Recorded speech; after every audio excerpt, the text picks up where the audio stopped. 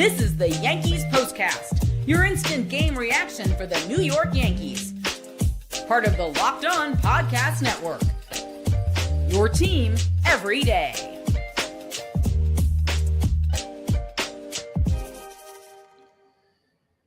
The Yankee offense has disappeared. They scored one run Thursday night in Kansas City. They were shut out Thursday night in Kansas City. They scored one run last night against the Red Sox in Fenway. They managed just three tonight. Boston wins again, 4-3 the final score, and the Red Sox have now taken the first two from the Yankees at Fenway. Carlos Rodon, meh. Defense and base running, that kind of night for the Yankees. All in all, a forgettable one, as the Yanks have now dropped back-to-back games to Boston at Fenway. Hello, everybody. I'm Jay Berman. If you're a New Yorker, you might recognize my work. I've spent more than 2 decades in the biz, everything from TV to web to radio. Glad to have you aboard. Please follow me on X as well, at Jay Berman, Jayberman. Welcome to the Locked On Yankees Postcast, both on the Locked On Yankees YouTube channel and the Locked On Yankees podcast feed. The Postcast gives you a place to chat after every game. We're part of the Locked On Podcast Network, your team every day. Before we start, just want to tell you today's episode is brought to you by FanDuel. Right now, new customers can get $200 in bonus bets when your first $5 bet wins. This is what you'll be talking about. All right, once again, the Yanks come up short. The Red Sox have won 4 straight for the first time since April. They're back to 500, all at the expense of the Yankees. By the way, Boston has also won 6 of 7 and 4 of 5 against the Yankees this season. Yanks are 1-4 against Boston. All right, let's get to it. The pitching matchup was pretty interesting. Carlos Rodon, as we said at the top, decent at best.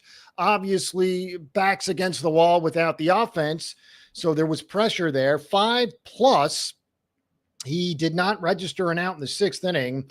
7 hits, 4 runs, 3 earned, 2 walks, 4 Ks through 92 pitches. His ERA now above 3 at 3.01. Now, as for Hunter Dobbins, the rookie, we all know what he had to say before the last start against the Yankees at Yankee Stadium, and he put his money where his mouth was. Well, he didn't have much to say before tonight's game. Might have some interesting words after tonight's game because he was brilliant.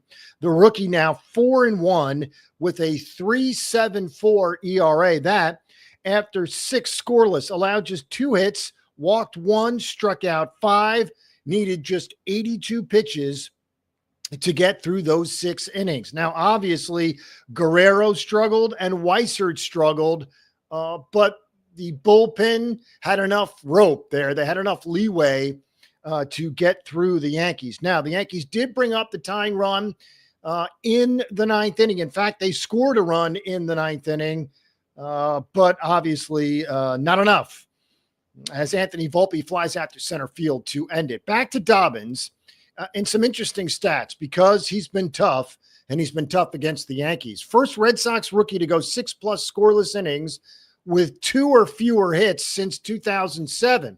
Even better, he becomes the first Red Sox rookie to do it against the Yankees since 1992, so it's been a while.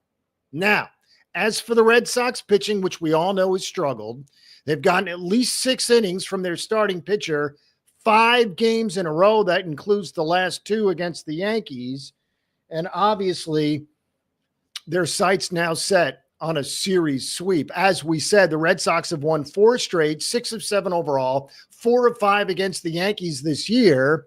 What's interesting about the beginning of the game and the struggles early for Carlos Rodon, 4 of the 5 leadoff hitters reached base through 5 innings. Now, 3 of them scored. They scored a run in the 1st, 4th, 5th, and 6th. But as for those leadoff hitters, again, 4 of the first 5 leadoff hitters through the first 5 innings reached base, and that's never good. And that's why the Yankees struggled. As we said, Carlos Rodon, 5 innings, 3 earned, and struck out 4, did allow 2 walks. So the whip, not great, nearing 2, but he held the Red Sox down certainly long enough for the Yankees to get back into the game at 4-0, which is what they did with 2 in the 7th and then 1 in the 9th. Yerry De Los Santos, very, very quietly puts together a much-needed performance. Now, it comes in a loss, so you're really not going to value it, but 3 scoreless innings, needing just 31 pitches to get through those 3 scoreless. So not only did it keep the Yankees in this game, it might have kept them in games in the future as well, providing relief for that bullpen, which was much needed. Again, De Los Santos has been pretty good. 3 scoreless, a walk, a K. Again, just needed 31 pitches. As we said, the Red Sox bullpen has not been good. It was not good again tonight. Guerrero, Wilson, and Weissert combined to give up all 3 runs to the Yankees, including Weissert giving up or at least putting the tying run on base. But he did wiggle out of it to earn his second save. Interesting, Aroldis Chapman, who got the save last night, obviously not available. That's why they went to Weissert in the 9th tonight. All right, as for the offense, we told you it stunk. Jason Dominguez, who made the error of errors tonight, a real brain cramp, picked off to end the 7th inning, an inning that featured a rally for the Yankees. They had already plated 2 runs, 2 on, 2 out. Trent Grisham at the dish with Aaron Judge on deck. It looks like on a 2-1 pitch, Grisham swings and misses. It looked like Dominguez thought it was strike 3, which obviously is never good. So he kind of just broke it down halfway between second and third. The throw goes from the catcher down to second. Dominguez takes off for third. He's obviously tagged out comfortably. And he's picked off to end the inning and the threat. And despite the fact that the Yankees got a double from Paul Goldschmidt and an RBI ground out in that 9th inning, that really was the rally killer of rally killers. Again, Dominguez, despite 2 hits, the only Yankee with 2 hits tonight, the base running gaffe is unacceptable. Aaron Boone must have a talk with his youngsters. All right, Grisham, Judge, and Rice, 0 for 12 at the top of the order, all 4 taking offers, and they combined to strike out 6 times. Half of the at-bats from Grisham, Judge, and Rice were Ks. Judge, 3 more strikeouts. Take away that home run last night, which obviously you can't. But if you did, it's been an ugly series and an ugly season for Aaron Judge against the Red Sox. Paul Goldschmidt had a hit in that 9th inning. Jazz Chisholm a hit. Anthony Volpe a hit. Austin Wells a hit. But again, the top of the lineup going 0 for 12 with 6 Ks, including 3 from Aaron Judge.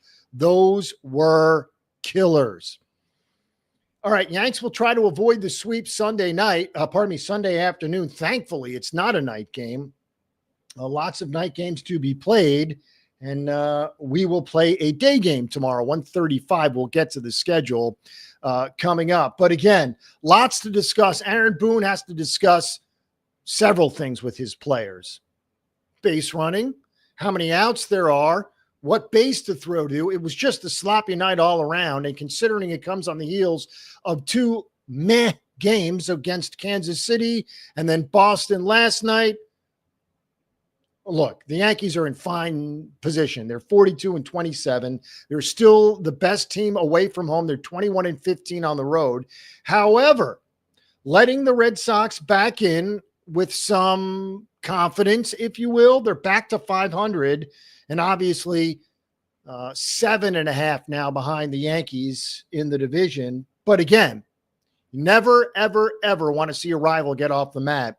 And perhaps that's what the Yankees allowed the Red Sox to do this weekend. Still plenty to decide, obviously, Sunday afternoon as well. The Red Sox had 3 hitters with a couple of hits. Old friend Rob Refsnyder, Carlos Narvaez, also an old friend, another former Yankee, and Trevor Story had 2 hits as well as he begins to heat up. The Yankees, and for what it's worth, Aaron Judge's average down to 384. And that's probably where it's going to continue to go down, not because he's not a good hitter, but because people don't hit 400 anymore. All right, coming up next, 3 huge injury updates you will not want to miss. We'll obviously go over the probables for tomorrow night and the schedule the rest of the way as the Yankees finally get to return home. All right, let's be real. Coffee isn't just a drink. It's a ritual, a lifeline, the thing that gets you from half asleep to fully functioning. And if it's that essential, why settle for anything less than amazing? That's where Trade Coffee comes in. Whether you're gearing up for back-to-back meetings, shuttling kids back and forth to activities, or tackling an endless to-do list, your morning sets the tone for it all. That's why it should start with the perfect cup of coffee crafted just for you. Enter Trade. Trade is the #1 coffee destination in the U.S., delivering fresh, incredible coffee from over 50 of the country's top roasters. Whether you're a cold brew fan or a pour-over purist, they've got a roast you'll love. I took Trade's quiz. It only took a minute. And the first bag they sent me was spot on. The coffee was fresh, smelled amazing, and honestly, it ruined grocery store coffee for me in the best way. And if the first match isn't perfect, Trade will replace it for free until they get it just right. Right now, Trade is exclusively offering our customers 50% off your 1-month trial at drinktrade.com/lockedonmlb. That's drinktrade.com/lockedonmlb for 50% off your 1-month trial. drinktrade.com/lockedonmlb. All right, up next is FanDuel. The NBA playoffs are in full swing. They're good. And every night delivers highlight-worthy performances, major momentum shifts, and can't-miss moments. Whether it's a game-winning shot or a breakout player, there's never been a better time to get in on the action. FanDuel makes it easy to stay in the game before tip-off and live. With player props, performance trends, and same-game parlays, fans have more ways than ever to play smart and win big. If you've got a read on who's heating up, why not back it up with a same-game parlay? New to FanDuel? It's the perfect time to sign up. Head to FanDuel.com, place your first $5 bet. If it wins, you'll get $200 in bonus bets. Make every moment more with FanDuel, official sports betting partner of the NBA. All right, we are back, and you know what time it is. This is the Locked On Player of the Game. All right, it's rookie Hunter Dobbins, who, as we said, was brilliant tonight, shutting down the Yankee bats. He's now 4-1 with a 3.74 ERA and 2 of those beauties against the Yankees. 1 in the Bronx after talking smack, now 1 at Fenway. Dobbins, 6 scoreless, 2 hits, 1 walk, 5 Ks through just 82 pitches to get through his 6 innings. He's the first Red Sox rookie to go 6+ scoreless innings with 2 or fewer hits since 2007. He's the first Red Sox rookie to do it against the Yankees since 1992. It's been a while. Now, the Red Sox have won 4 straight, as we said, 6 of 7, and they've won 4 of 5 against the Yankees this year. So they've had the Yankees numbers. Very interesting. All right, 4-3 the final score. As we said, the Yankees down to 15 games above 500. They're 42-27. They're 21-15 away. All right, here we go. Sounds like Giancarlo Stanton will be an option for the Yankees. Get this now, either Monday or Tuesday against the Angels. No final determination yet, but according to Aaron Boone, Jake Cousins is, quote, moving toward Tommy John surgery. Now, here's the last one. It's important as well. Luis Gil is still about 2 weeks away from throwing live at bats. Still has a long road back to being an option for the Yankees. So take it for what it's worth. We're going to get back Giancarlo Stanton sometime in the next 48 to 72 hours. That's good. Losing Jake Cousins, bad. Won't see him for a while.